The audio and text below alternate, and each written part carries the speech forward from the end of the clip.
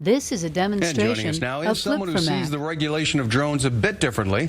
He's Tom Daly, Dean of the Aviation School at Dowling College, which is working on this issue. And welcome to the show, Mr. Daly. Nice to be here. Well, first off, what do you think of what Suffolk County has done? Well, rather than see a rush to judge and prohibit, restrict, I'd like to see them allocate an area that they can actually be used. People could practice, train, and it would work, I think, better for the industry that's this already is a here. demonstration Well, and clearly of this has become so popular. First of all, they're fairly cheap, too. How much can you buy one for? Well, they go from hundreds of thousands of dollars down to as cheap as $16. $16? Sure. Well, like model airplanes, because, you know, we've been through this issue before with model airplanes, some of them which could fly very fast and very high as well. And so there have already been some rules on the books for that, particularly at state parks and beaches. But now we see that the number of incidents just reported this past week have tripled in the last year. This is a demonstration of flip-format. It concerns me, but I think the rush to put in old-fashioned style rules and regulations, don't go here, don't go there, might not work in this particular instance.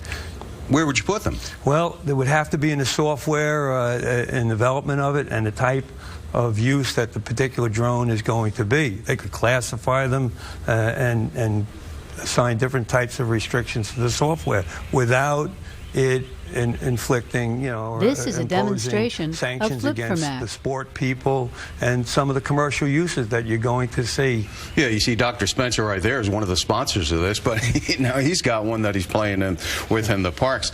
Now, I mentioned that it's been looked at by the folks at your very own school there, at the Aviation School at Dowling College. How so? Well, we're looking at a drone course to begin with, and then followed by a drone program in September, because this is going to be an integral part of the industry. It's going to be, you're going to see drone flights. Of flip-format. They're already trying to get unmanned aerial vehicles into the mix with their real airplanes. So then you agree that some training is required? Do you think it should be, you know, legally required? Well, some of the requirements that they're imposing now with regard to licensed pilots only operating, these things essentially will fly themselves. Similar to that tram you get on at the airport to go from one gate to another. There's nobody driving that.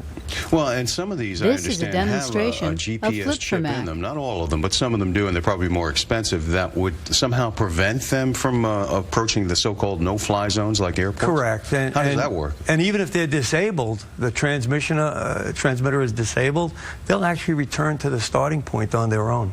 Should that be required then from manufacturers? Because, look, let's face it, we're hearing about this threat to aviation every week. Virtually every week we're hearing of drones operating near airports. Isn't that a real threat to aviation? Shouldn't there be something that prevents that from ever possibly happening? As long as it's built into the software and the type of use that you're going to give it, it will be easier to control. To think that the FAA would have to, at this point, we teach that. We teach the FAA controls, we teach pilots, we teach air traffic control. How would they impose a system on this that will encompass hundreds of thousands of units flying at any given time? Well, just a few days ago, we saw the Manhattan-based Travelers Advocacy Group. They're called Global Gateway Alliance. They called for requiring drones to have some sort of built-in software that prevents them from approaching airports. They called on the FAA to increase penalties for anyone caught flying drones near the airports, requiring training for drone operators. What's your take on their proposal? Well, I agree with some of it, but if they were to go out now and establish ground rules, corridors for them to operate in legally, that they wouldn't have to this is a demonstration of flip-format. Penalties that would be serious. These drones are here to stay. They'll be as small as a mosquito, and some of them, the limit will be 55 pounds. Well, I remember one report a couple of weeks ago, I think it was definitely one of the airports, it might have been JFK, where the pilot said that it came within 100 feet of his plane. Clearly, some of these people are not taking their responsibility seriously, flying them that close. I don't know whether they're losing control or doing it on purpose just to see what they can, you know, kind of an alarm they can raise, perhaps seeing it as fun. But here are people not being responsible, operating them that close to aircraft. Sure.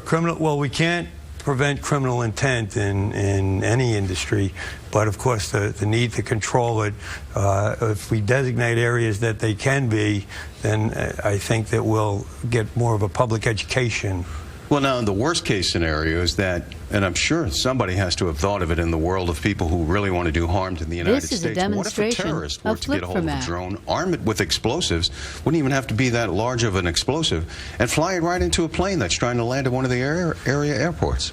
I can't see it happening with the controls we have in place now. The local police, the police aviation units are all involved. We monitor activities around airports. If a drone is reported, they respond. Well, you saw that one where it came within 100 feet of a plane. Makes you think anything could be possible there. Again, criminal intent is something that'll be difficult to This prevent is a in any demonstration industry. All of right, well, we'll be flip-for-mat. following this because it's only increasing in public awareness as it becomes even more popular of the use of drones. Tom Daly, Dean of the Aviation School at Dowling College, they're working on this issue. Thanks for stopping in today. Thank you.